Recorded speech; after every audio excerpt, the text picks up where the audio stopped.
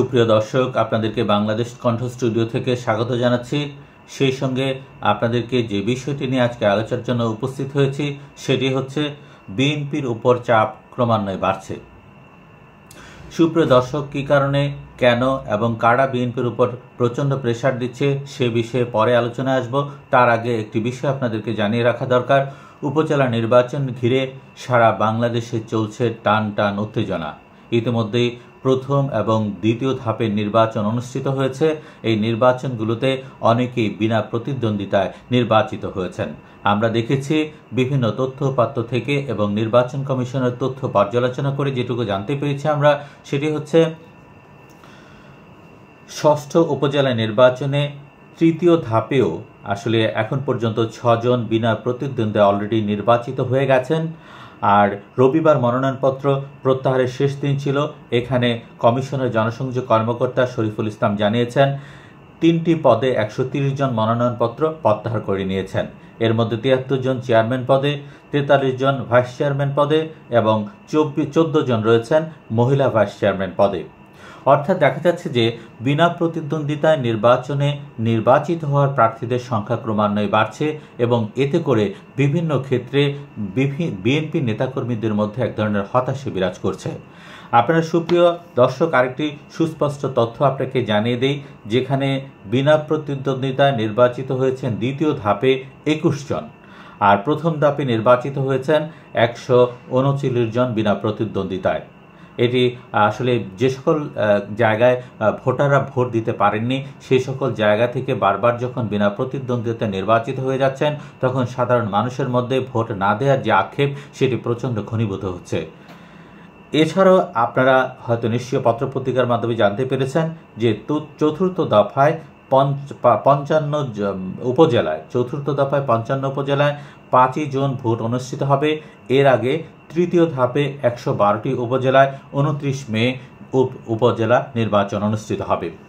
সুপ্রিয় দর্শক, এখানে আমরা দেখতে পাচ্ছি যে সকল উপজেলাগুলোতে বিএনপি নির্বাচনে অংশগ্রহণ করতে পারেনি সে সকল উপজেলায় আসলে ভোটাররা ওইভাবে উপস্থিত হননি এবং তারা আসলে ভোট দিতে যাচ্ছেন না বিধায় এমন একটি অবস্থা তৈরি হয়েছে যে এক পর্যায়ে প্রার্থী আওয়ামী লীগ বা স্বতন্ত্র থেকে যারা রয়েছেন অথবা মহাজোটের যে প্রার্থী রয়েছেন তারা এক পর্যায়ে বিনা প্রতিদ্বন্দ্বিতায় নির্বাচিত হচ্ছেন।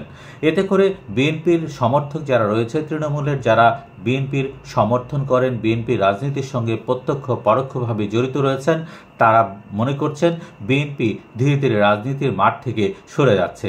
আর সেই জন্য তৃণমূল পর্যায়ের যে সকল নেতাকর্মী আছেন তারা প্রত্যেকেই বিএনপির কেন্দ্রীয় কমান্ডের উপর প্রচণ্ড চাপ সৃষ্টি করছেন যেন তারা বিএনপির নির্বাচনে আসার জন্য পজিটিভ সিদ্ধান্ত দেয়। সেই ক্ষেত্রে হচ্ছে কি, যারা নির্বাচনে বিএনপির সমর্থক আছেন এবং যারা প্রার্থী রয়েছেন তারা আসলে কেন্দ্রীয় কমান্ডের সঙ্গে বারবার যোগাযোগ করছেন এবং তারা বলছেন যে আমরা যেভাবে নির্বাচন থেকে আমরা বিরত থাকছি, এতে করে সাধারণ মানুষের কাতার থেকে আমরা পেছনে চলে যাচ্ছি। একটা পর্যায়ে যখন আবার জাতীয় নির্বাচন আসবে, তখন এখন যারা আওয়ামী অথবা আওয়ামীপন্থী মনোভাবের প্রার্থীরা নির্বাচিত হচ্ছেন, তারা সেই সময়ে স্থানীয় যে উপজেলা নির্বাচনের পরবর্তী জাতীয় নির্বাচন হবে, সেই নির্বাচনে তারা আওয়ামী লীগের প্রার্থীর পক্ষেই কাজ করবে এবং তারা আসলে জনসমর্থন পাক যতটুকু সেটুকু পরিপূর্ণ কাজে লাগাবে। এখন সেই ক্ষেত্রে যখন পরবর্তী নির্বাচনে যদি বিএনপি জাতীয় নির্বাচনে অংশ নেওয়ার ইচ্ছা পোষণ করে, তাহলে বিএনপি নেতাকর্মীদের বক্তব্য হচ্ছে সেখানে বিএনপির নির্বাচিত উপজেলা কোনো চেয়ারম্যান, ভাইস চেয়ারম্যান বা ইউনিয়ন পরিষদের চেয়ারম্যান তাদের কেউ নির্বাচিত প্রার্থী থাকবেন না। তাহলে দেখা যাচ্ছে যে সেই ক্ষেত্রে নির্বাচিত প্রার্থীরা যদি এমপি সংসদ সদস্য যে নির্বাচন করবেন তার পাশে থেকে কাজ করেন, তাহলে আলাদা একটা শক্তি বৃদ্ধি পায়, যে শক্তিটা বিএনপি ওই সময়টাতে পাবে না।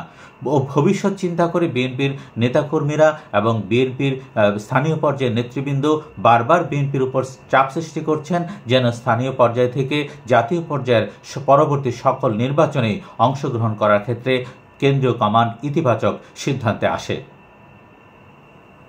সুপ্রিয় দর্শক, প্রতিদিনই আমরা বাংলাদেশ কণ্ঠ থেকে বিভিন্ন গুরুত্বপূর্ণ ইস্যু নিয়ে আলোচনা করে থাকি। আপনারা যদি আমাদের আলোচনার সঙ্গে থাকতে চান তাহলে বাংলাদেশ কণ্ঠ মাল্টিমিডিয়া ইউটিউব চ্যানেল সাবস্ক্রাইব করে আমাদের সঙ্গে থাকতে পারেন।